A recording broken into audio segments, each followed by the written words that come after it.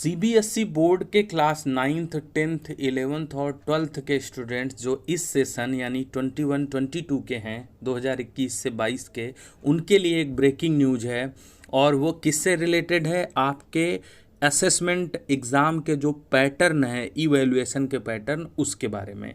तो यहाँ आपको हम नोटिस दिखा रहे हैं। सबसे पहले तो आप इसका डेट देख लीजिए।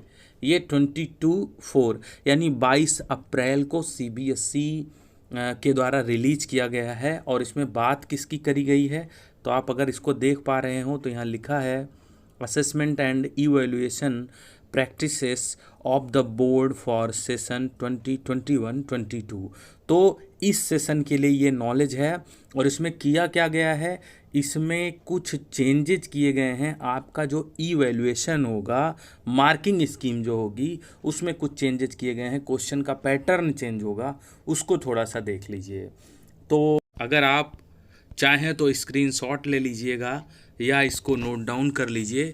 यहाँ आप ये बॉक्स अच्छे से देख पा रहे होंगे। तो इसमें अगर आप देखें, कंपोजिशन एक तरफ लिखा हुआ है, फिर एग्जिस्टिंग मतलब अभी तक जो पेपर का पैटर्न था वो, और एक मॉडिफाइड नया वाला जो 22 तक 21 से 22 तक रहेगा। तो उसमें अगर आप ध्यान से देखें तो यहाँ क्या बात सामने आ रही है। यहाँ आप देख पा रहे होंगे ऑब्जेक्टिव क्वेश्चन जो मल्टीपल चॉइस के थे वो 20% थे, केस बेस और सोर्स बेस्ड क्वेश्चन 20% थे, और शॉर्ट और लॉन्ग क्वेश्चन 60% थे। कुल 100% हो जाता था। लेकिन जब आप मॉडिफाइड इसका पैटर्न देखते हैं तो ध्यान दीजिएगा, 9th और 10th के लिए यहाँ कॉम्पिटेंसी बेस्ड क्वेश्चंस हैं 30%। अब ये क्या होता है कॉम्पिटेंसी बेस्ड क्वेश्चंस? तो उसके अंदर कैसे क्वेश्चंस आ सकते हैं? एमसीक्यू टाइप के मल्टीपल चॉइस क्वेश्चंस आ सकते हैं, ठीक है, ये आप जानते ही हो। उसके अलावा ध्यान दीजिएगा, केस बेस्ड क्वेश्चंस आ सकते हैं। केस बेस्ड क्वेश्चन मतलब क्या होता है? क्वेश्चन थोड़ा सा लंबा रहेगा, उसमें आपको किसी केस के बारे में, किसी पॉइंट पर फोकस करवाया जाएगा कि ऐसा ऐसा है या ऐसी प्रॉब्लम हो रही है। फिर आपको नीचे ऑप्शंस दिए जाएंगे, तो आपको आपके हिसाब से आपको क्या सही लगता है वो उसका आंसर वहाँ दीजिए। ये केस बेस्ड क्वेश्चन हो गया।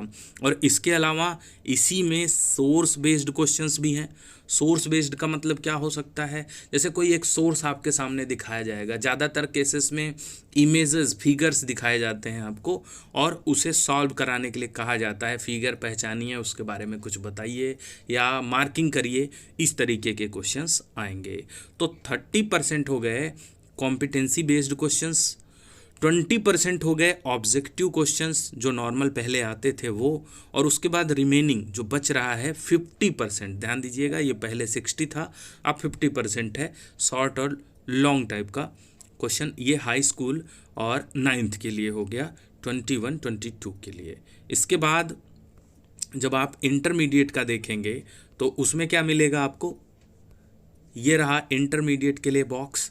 और अगर आप इसमें देख पा रहे हों तो पुराना वाला जो पैटर्न था उसमें ऑब्जेक्टिव क्वेश्चंस मल्टीपल चॉइस के 20% थे, सोर्स बेस्ड और केस बेस्ड जो है 10% थे, 70% थे शॉर्ट और लॉन्ग। अभी न्यू क्या आया है? Competency based 20%। फिर से वही बात, कॉम्पिटेंसी बेस्ड का मतलब कैसे? मल्टीपल चॉइस क्वेश्चंस होंगे, केस बेस्ड क्वेश्चंस होंगे, सोर्स बेस्ड क्वेश्चंस होंगे। हम फिर से आपको एक बार बता दें, केस बेस्ड का मतलब जैसे इस समय बायोलॉजी की अगर बात करें, इंडेंजर्ड स्पीसीज़ हैं अपने यहाँ, तो कौन कौन सी इंडेंजर्ड स्पीसीज़ हैं और उनके साथ क्या प्रॉब्लम्स हैं, उनको कैसे सही किया जा सकता है, उसके बारे में कुछ टॉपिक्स लिखे जाएंगे। फिर 4 ऑप्शंस दिए जाएंगे और उसमें से जो सबसे सही लग रहा हो आपको वो चूज करना होगा। ये केस बेस्ड हो गया।